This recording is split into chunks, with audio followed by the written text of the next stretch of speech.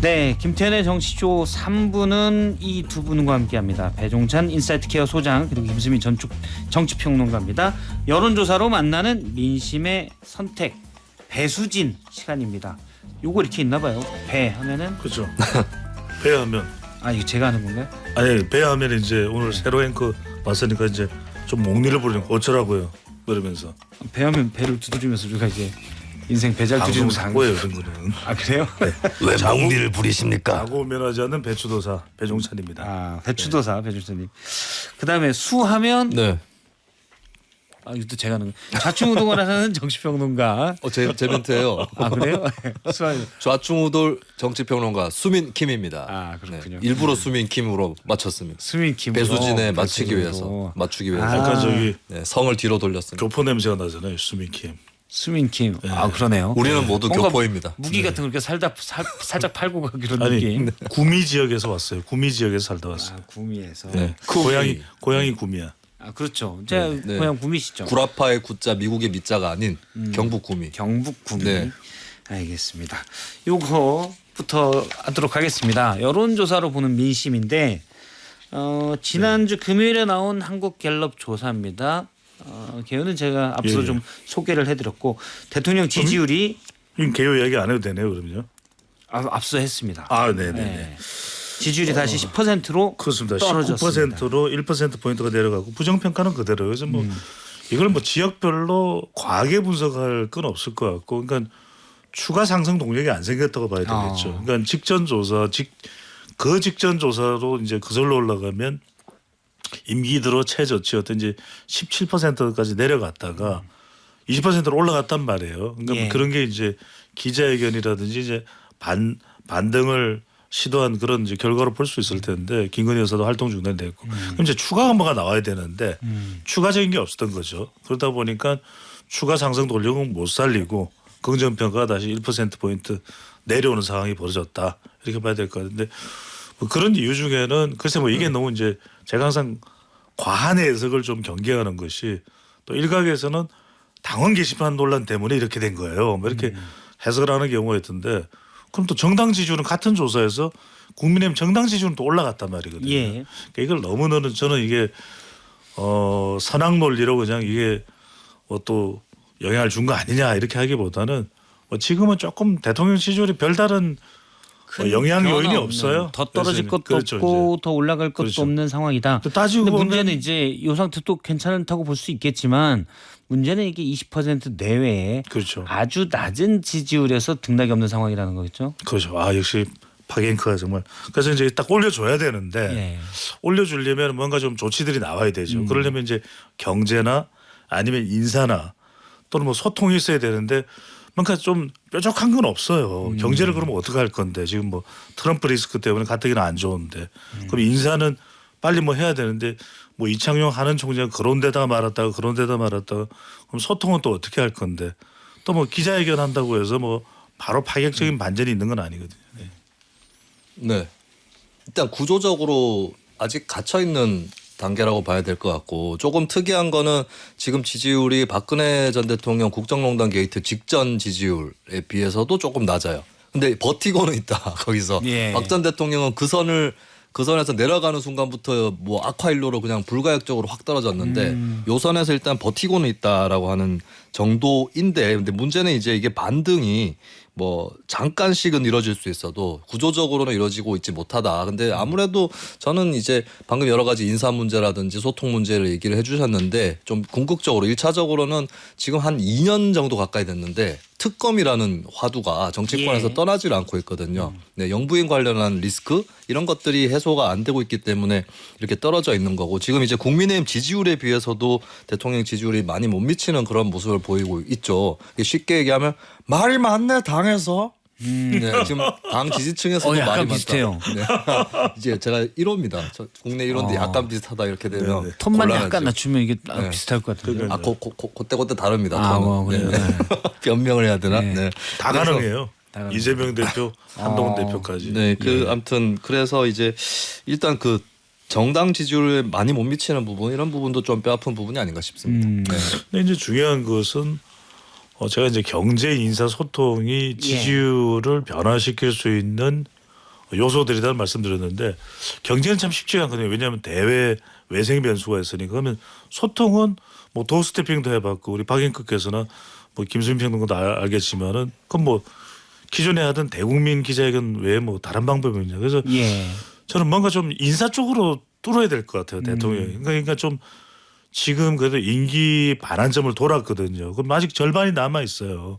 그러면은 뭐 이제 연말에 산타 랠리나 뉴이어 랠리로 이제 이어지려면 좀 인사가 좀 파격적인 게 나와야 될 것 같아요. 왜냐하면 다른 거는 주체적으로 하기가 쉽지 않거든요. 왜냐하면 소통은 누군가가 듣는 사람이 있고, 예. 근데 인사는 말 그대로 대통령의 고유 권한이니까 국무총리 카드가 됐든 아니면 보건복지부 장관 카드가 됐든 좀 이 카드들 그러니까 좀 민생이나 누가 봤을 때 아 이거 좀 획기적이다. 쇄신책이 나와야 그렇죠. 된다. 그런 좀 세신 인사가 있어야 될 것 같아요. 대통령실에서는 이제 인사를 예산 정국이 끝나면 하겠다. 근데 예산 정국이 이제 12월 10일까지 일단은 미뤄졌어요. 그런데 그 뒤에 좀 쇄신감이 보이는 그런 인사가 있을 것으로 봅니까? 어떻게 기대가 좀 있습니까? 어떻습니까?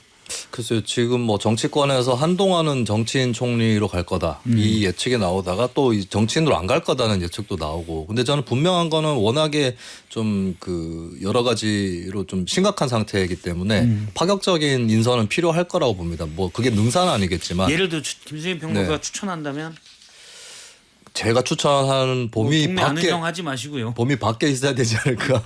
셀프 추천할 것 예전의 같아요. 사례로 치면 이제 이명박 정부 때 예. 정운찬 국무총리가 임명이 됐었죠. 그때 엄청난 파격으로 많이들 받아들였고 심지어는 이명박 정부에 대해서 부정 평가가 강한 사람들 사이에서도 아 이건 뭔가 어떤 것이 기다리고 있는가라고 하는 어쨌든 동방선장론 당시에 그렇죠. 예. 그런 게 있었고 그렇기 때문에 사실 MB 하면 그 당시에 거의 뭐 대기업 대자본의 화신처럼 돼 있던 대통령이었고 근데 정운찬 총리는 당시에 뭐 중소기업과의 상생이라든지 뭐 경제민주화라든지 이런 부분을 일정 부분 공유하고 있던 인사였기 때문에 결과적인 걸 떠나서 일단 당시에는 좀 파격적이고 신선한 맛이 없지 않았거든요. 근데 그 정도는 나와야 되지 않을까. 대통령의 지지율을 그렇죠. 올리기 위해서는 대통령이 뭔가 그렇습니다. 앞서 이제 경제 인사 소통인데 경제 소통은 솔직히 쉽지 않고 인사라도 보여줬는데 그렇죠. 만약 내가 대통령이라면 배추도사님은 뭐를 아니 쇄신 인사를 누구를 좀 하시겠습니까? 저는 이미 지난번에 추천을 했죠. 아 그래요? 근데 이게 분명히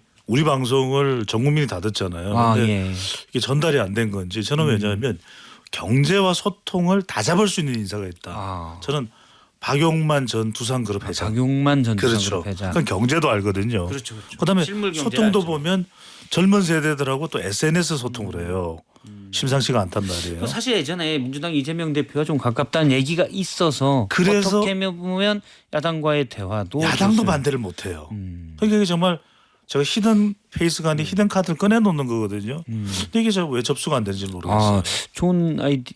네. 김수진 평론가는 어떻게 보시나요? 뭐 네. 뺏긴 듯한 느낌이 듭니다. 내가 얘기할 걸.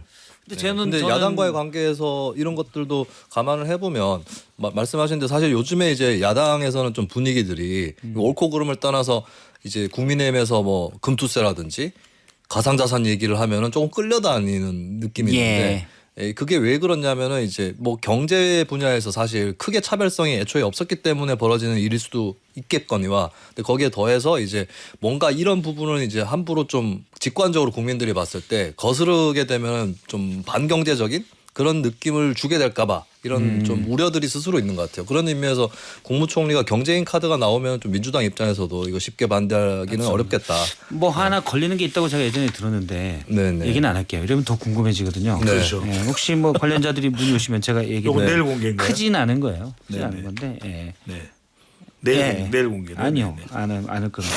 일기장에 써놓을 거예요. 예. 알겠습니다. 일기장 압수수색 하겠습니다. 팍스 다이어리네요. 일단 그 여당 여론도 좀 해보도록 하죠. 이번에 갤럽 조사에서는 국민의힘 지지율이 갑자기 올랐어요. 그래서 저는 뭐 다른 방송에 이렇게 얘기했습니다.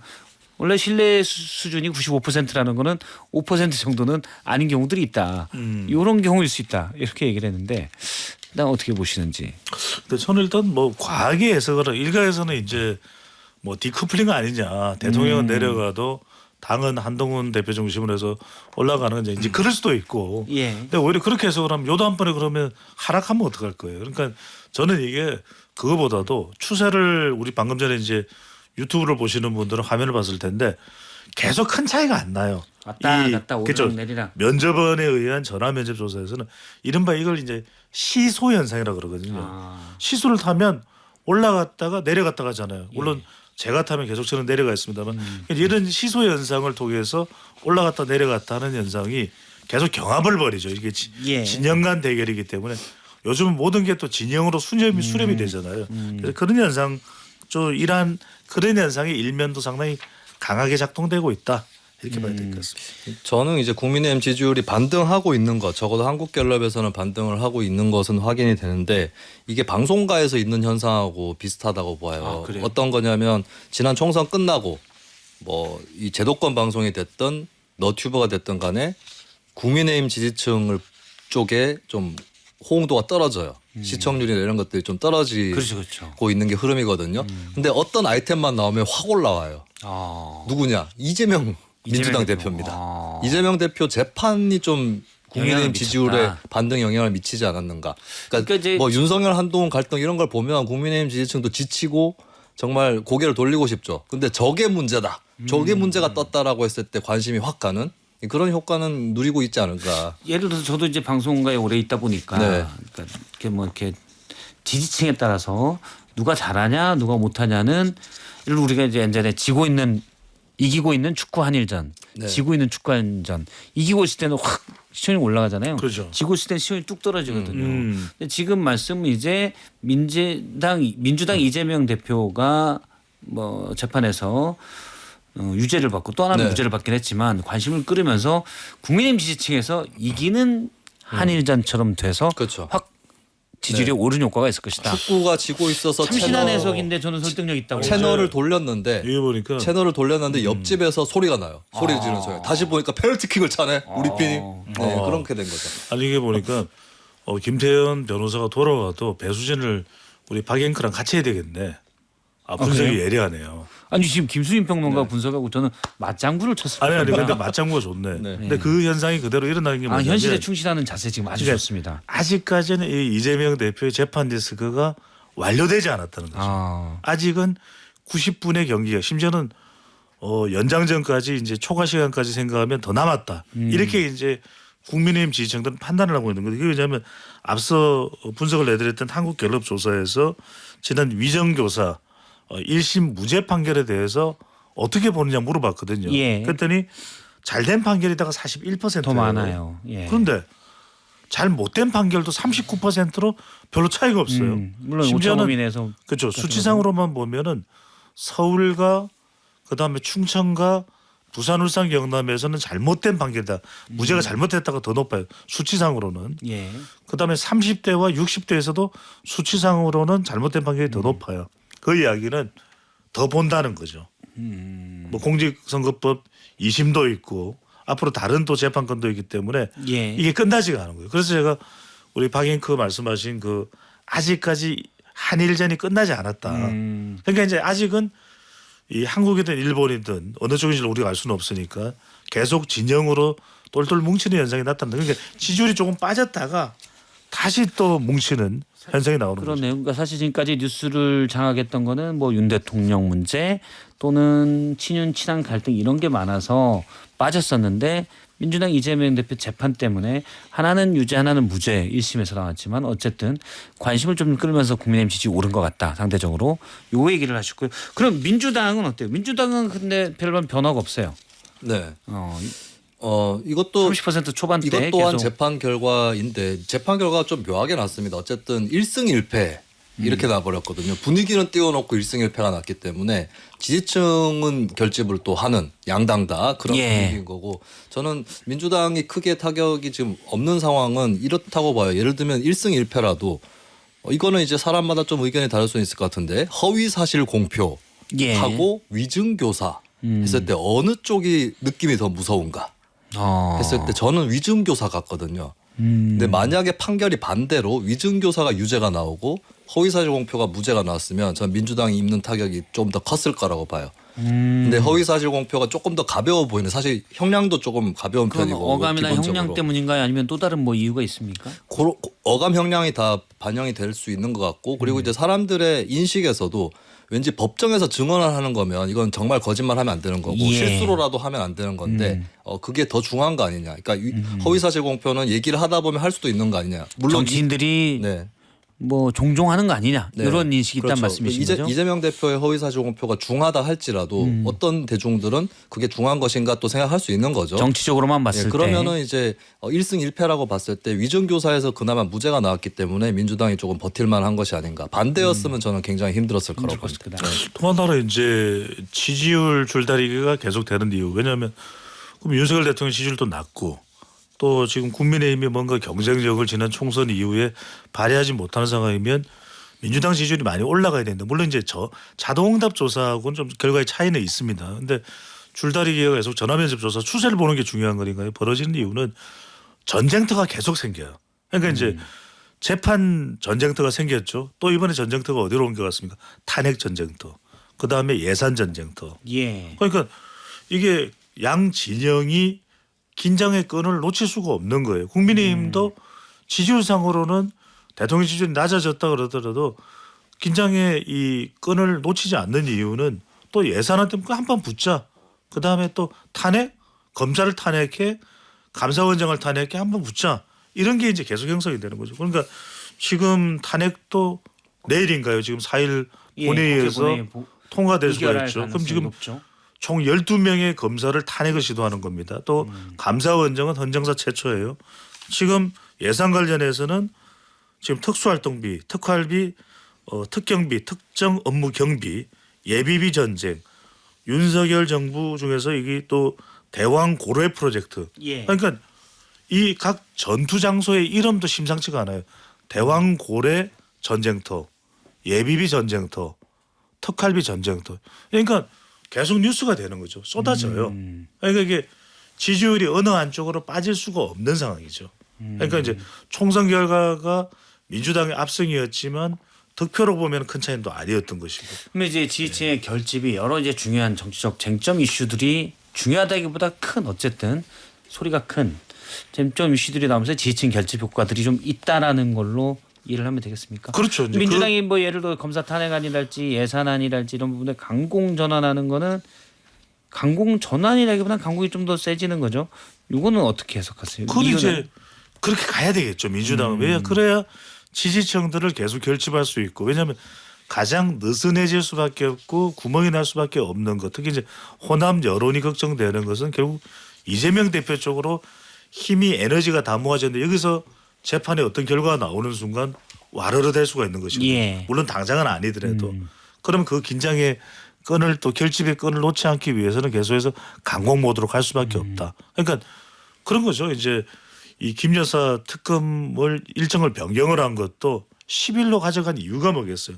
이런 이 검사 탄핵, 감사원장 탄핵의 연장선상에. 근데 이 10일이 이 예산안이 들어가죠. 예산안도 들어가요. 그러니까 김건희 여사 특검법의 이 재의결도 10일. 그다음에 예산안도 10일. 또 12일은 뭐가 있습니까? 예산안이 아니 김건희 여사 특검이 그래서 10일보다 좀 미뤄질 수도 있다라는 얘기가 그러니까요. 있습니다. 그런 건 뭐냐면 12일보다 미뤄질 수가 있다는 거겠죠. 왜냐하면 12일은 또 조국의 신당 대표의 대법원 확정심이 있죠. 예. 알겠습니다. 민주당이 이제 예산안 문제도 계속 나오고 있고 이런 것들도 앞서도 이제 김수진 평론가께서 계속 지지층 결집이란 부분들이 있는데 그런 정략적인 부분이 좀 전략적 또는 정략적인 부분이 많다고 보시나요?